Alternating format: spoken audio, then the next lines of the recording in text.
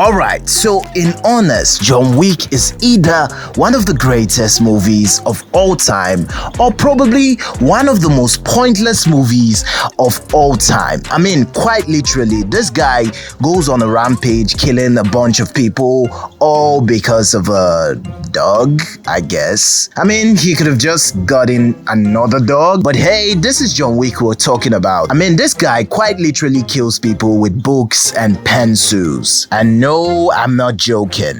So here's the deal. John Wick is arguably one of the greatest action franchises of all time. A beautifully choreographed ballet of bullets and blood. But let's not kid ourselves. This whole thing kicked off because of a dog. Yeah, a puppy, a cute little fairball got the wrong end of the mobster's boots, and now we've got a 4-film body count that makes the purge look like a minor workplace disagreement. And honestly, while the anarchist in me loves all the violence and chaos that follows, we have to really pause for a moment and actually think of it. I mean, quite literally, we've had wars fought over kingdoms, money, revenge, tales over murdered wives, and entire dystopias built around corrupt governments. But this is about a hitman absolutely annihilating organized crime because I don't know, offed his dog. I mean, imagine explaining that to someone who's never seen this movie. Oh yeah, he killed a guy with a pencil and wiped out an entire crime syndicate because of a puppy. And no, I'm not joking. The sheer absurdity makes you want to clap and cry at the same time. And speaking of absurd, let's talk about how this man kills people. I mean, Jesus wept. We've seen guns, knives, and fists used in action movies to unalive people, but John Wick takes this whole thing to a whole new level. I mean, this guy quite literally goes out of his way to make every murder an arts and craft project. Oh, what can we kill this guy with? Oh, here's a book. Sure, let's carve someone's skull in with literature.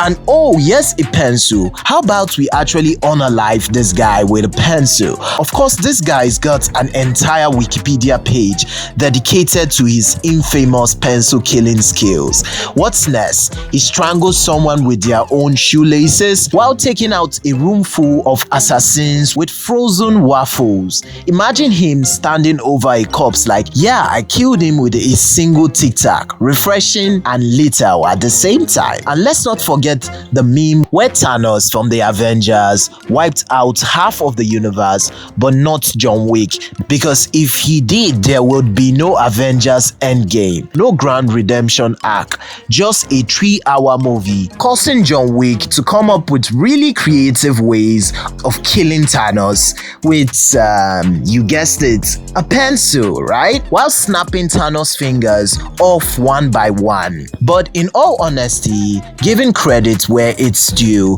these movies do action like no one else. I mean, the gunfights are flawless, the stunts, the insane choreography is so gorgeous, you almost forget you're watching a man commit war crimes over a puppy. And in all honesty, most of the combat scenes are undeniably impressive, especially the overhead pan shots of a house battle from room to room. And you've got to respect the sheer amount of work that must have gone into them. But sadly, that being said, other fight scenes go on for so long that they actually become kind of tedious and boring after a while, which I know sounds weird coming from a fan of action movies and all-out violence, but damn man, there's only so long you can actually watch Keanu Reeves doing the same 3 or 4 moves over and over and over again before it starts to get a little exhausting. And talking about combat scenes, in all honesty, I couldn't help but notice quite a few scenes where actors missed their marks and hit targets they weren't supposed to be aiming at. And then there's the obvious fact of stuntmen who quite literally had to hold back and wait for Keanu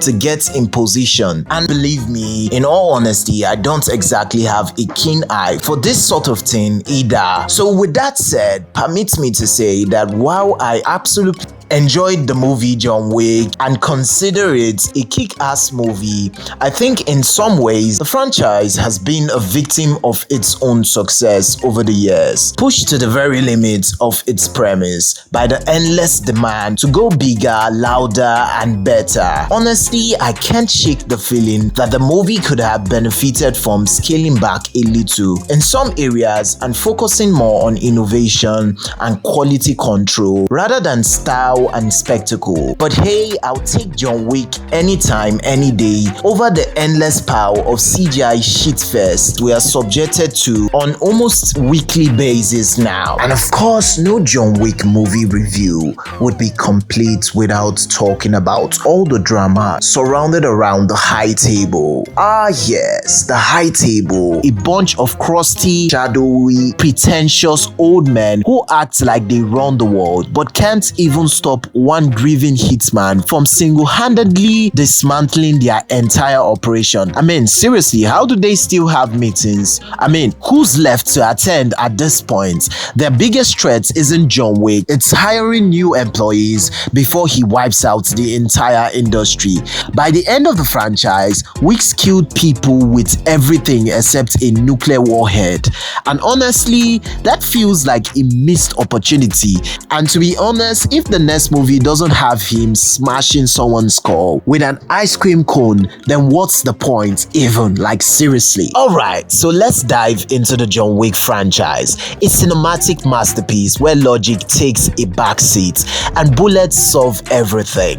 This is a series that started as a simple revenge flick and somehow escalated into The Godfather on cocaine and steroids. This whole story begins with a man, a car and a puppy, a gift from his dead wife, because nothing screams romantic final gesture like sending a mob hitman an emotional support dog. Then all of a sudden, from nowhere, some rich mob brat kills the said dog and steals Wick's car, which is the simple most catastrophic decision in human history. Forget Pearl Harbor or the fall of Rome. This is the event that plunged the world into chaos as John Wick proceeds to obliterate the Russian mafia like a minor inconvenience. By the time he's done, the entire crime syndicate is either dead or googling how to relocate to another planet. But the best part is that this movie takes itself completely seriously. You'd think this was part of some grand Shakespearean tragedy, when in reality it's just a man who refuses to grieve normally and instead chooses to kill hundreds of people over a dog. So now that he's killed the people responsible for killing his dog, you think that John Wick's revenge tour should be over, right? Well, if your answer was yes, then you'd be dead wrong, because turns out he made a pinky promise to some Italian crime lord ages ago, and now he has to kill a mob boss sister due to a blood oath he made to this mob boss. John refuses, and instead of just letting him be, the villain blows up his house, which, judging by John Wick's history, isn't exactly a good strategy for a guy who supposedly kills people with books. But anyway, I digress. And all of this action sees John Wick back in full murder mode, massacring entire armies while somehow never reloading his gun. Seriously, it's like this guy is carrying 400 magazines in that suit. How does this guy do it? But at the end, John Wick breaks a sacred rule: no killing on the Continental Hotel grounds. So now every assassin in the world is, I guess, after him, which raises the question, how many assassins are there? It seems like at least 50% of the world population is secretly a contracted killer. You could probably order a latte in this universe and the barista would slide a silenced pistol in your receipt. sick. But hey, back to the breakdown. This is a movie where John Wick stops being a man and officially becomes some kind of demon. I mean, this guy is jumping through glass windows, conveniently falling on vehicles and ledges on his way to the ground, only to get up from the ground like he's some man of steel. Seriously, at this point, John Wick is starting to look like a cat with 9 lives on steroids. But following these events, John Wick is now on the run with a 14 million bounty on his head. And naturally, that means everyone wants a piece. So what does John Wick do? Well, he murders his way across New York City, taking out guys with books because literacy is dead, I guess, all while riding a horse through traffic like a badass and casually throwing knives into people's eyeballs. At one point, he treks across the desert to meet some mystical crime lord, and the guy basically tells him to cut off his finger and work for us again. And like the extreme psychopath that John Wick is, John Wick just does it. No hesitation, no second thoughts, just slices his own finger off like he's trimming a hangnail, which is absolute insane psychopath behavior. But hey, this is John Wick we're talking about. This guy quite literally kills people with books for a living. Then, in an absolute shocking twist that shocks no one, the high table immediately betrays him and he gets shot off a rooftop. Does he die? Of course not. This is John Wick, for Christ's sake. I mean, this guy is quite literally an immortal with 9 lives to spare and apparently made of vibranium, I guess. And in honest, at this point, it just feels like we're watching a video game on ultra nightmare mode, where the character seemingly seems to have extra lives every time he dies, as Wick is now on his final revenge spree. Taking on the high table is one last war, as he is asked this question. May I ask you, John, how do you feel? Because I am really pissed off. You pissed, John? Are you? Which he proceeds to reply with this answer.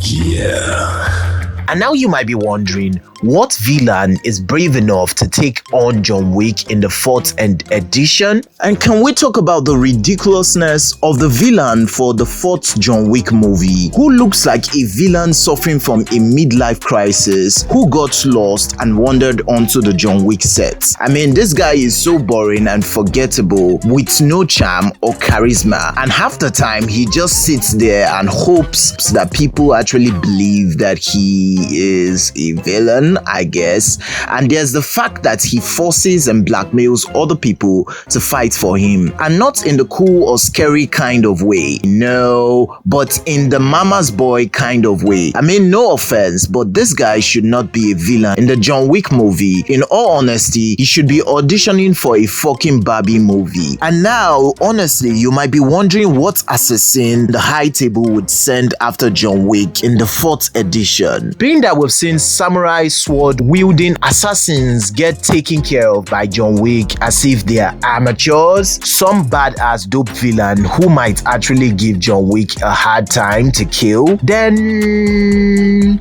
you'd be wrong, because apparently the guy who is supposed to assassinate John Wick in the 4th edition is some weird blind glass wearing assassin named Kane. And yes, you had that name right, Kane. It kind of makes you wonder who came up with this. Maybe the guy just thought, hey, this guy is a blind guy who uses a cane, so what do we name him? How about we name him Kane? Brilliant. Oh yeah, what a genius idea, I guess. And yes, you read that right.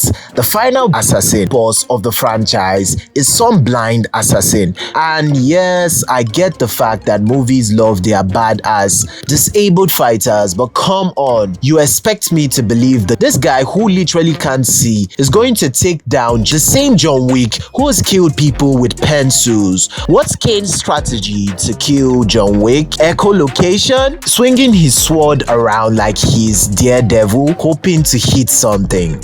But somehow, the biggest crime in this movie isn't the blind assassin. No, it's the stupid coin system. Let's talk about this nonsense for a moment. So throughout the series in John Wick, the assassins use coins to pay for everything. Hotels, weapons, favors, and the value of these coins seem completely random, as one coin gets you a fancy cocktail at a continental bar, and the same exact coin also gets you an entire night of body disposal services, which begs the urgent question: so is the drink worth thousands of dollars, or is the body cleanup guy criminally underpaid? And don't even get me started on the Maca Blood Oath Mendalian BS, which is apparently unbreakable unless the plot suddenly decides otherwise. And then we have the obvious ridiculousness of this unknown bounty hunter who is so forgettable that honestly the only relevant thing about him is that he owns a dog, I guess. And who can forget the fact that in this movie,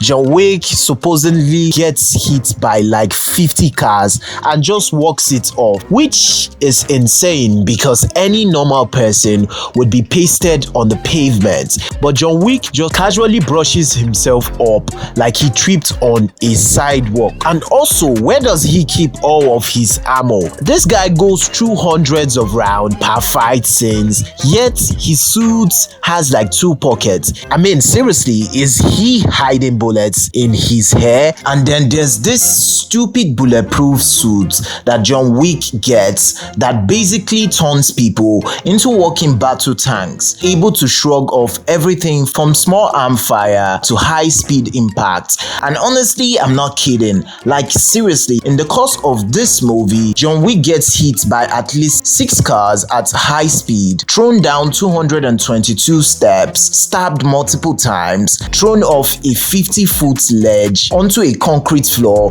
while hitting a steel girder on the way down, shot 3 times without protection, and has more freaking ammunition in this suit than the freaking Ukrainian army. And well, it all becomes a little bit much after a while. And then there's those ridiculous fight scenes. Yeah, you know the one we're talking about. Like seriously, I don't care how into music you are never going to convince me that people in a nightclub would just carry on dancing without a care in the world while a literal gun battle tears through the place. Like seriously, does anyone in this movie have a single fiber of self-preservation left in this movie? And why doesn't anyone just shoot him in his face? I mean, these guys are supposed to be trained assassins, for goodness sakes. Everyone aims for his bulletproof suits, which makes sense unless you realize that he still has an unprotected head. I mean, for the love of God, we've had 4 movies of this guy John Wick killing everything in sight, and nobody ever thought of the goddamn idea of just shooting this guy from a mile away with a sniper. But hey, I guess that would be too simple, too goddamn easy, and unfancy for those assassins to do. So I guess they're stuck doing hand-to-hand combat with him. And oh fuck, would you look at that? He just killed you with a goddamn pencil. And in all honesty, I'm truly surprised that any assassin with literal functioning brain cells and a single ounce of self-preservation would take the job to kill John Wick. Like, I bet they're thinking, yeah, sure, he may have killed over 100 people, but I guess I'm feeling lucky today that he's not going to kill me with a dreaded pencil or book. But that was until they fucked around and found out. And by find out, I mean having their skull carved in with his trusty book. But as ridiculous as this whole thing sounds, believe me, this is just the tip of the iceberg in comparison to the sheer amount of fuckery going on in this movie. I mean, there's so much stupidity oozing from these assassins that you'd think they got trained by the goddamn Teletubbies. Now, to be honest, at the end of the day, the John Wick movies are dumb as hell, but they are also cinematic perfection. The action is flawless, the cinematography unmatched, the story a fever dream written by someone who thinks logic is optional. But sadly, John Wick 4 ends with John Wick apparently dying, as we actually see a tombstone with John Wick's name on it. But wait a minute, is John Wick dead? Is this the end of the puppy-loving pencil bandits known as John Wick? Well, if you know anything about John Wick, then you should obviously know that dying isn't exactly in this guy's dictionary. I mean, for God's sake, this guy has been stabbed, shot, run over by cars, falling off buildings and steps over and over for us to know that there is no chance in hell that this guy is going to die. I mean, hell would freeze over if John Wick actually died. And oh, would you look at that, there are actual rumors of John Wick 5 being in the works. So I guess we can actually anticipate John Wick going on another murder tour in the nearest future. And if I were a betting man, I would bet that in the next movie, he's probably going to kill a guy with an ice cream cone. And if he doesn't, well, the anarchist in me would seriously be disappointed. And in all honesty, John Wick isn't a man. He's a force of nature, an urban legend, a walking executional chair. He doesn't fight for money, for power, or even survival. He fights because someone was dumb enough to kill his stupid dog. And now the entire criminal underworld is paying the ultimate price. My name is Media Anarchist, and if you enjoyed this video, then you should definitely subscribe for more, where we tear apart entertainment with brutal honesty, fresh takes, and zero corporate fluff. So what are you waiting for? Join the rebellion, and I'll see you in the next one.